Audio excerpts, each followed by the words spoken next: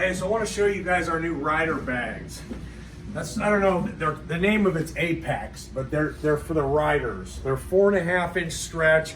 We widen them to 9 inches, 1.27 cubic feet, 6.5 inches of speaker mounting depth. They come dual cutouts.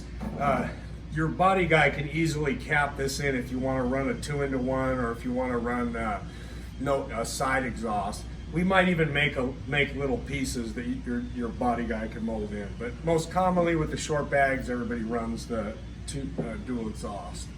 10-inch sub or 10-inch ring already in the bags. I mean, the things are gorgeous. We didn't put any goofy body lines. We just left them really slick so the painter could really get down. And they're like our other bags. These things are strong. I weigh 220 pounds. But I mean, you could jump up and down on these things or whatever. They don't flex. They're solid. So that's it. They'll be on the website. Comes with a fender. Fits 14 and up.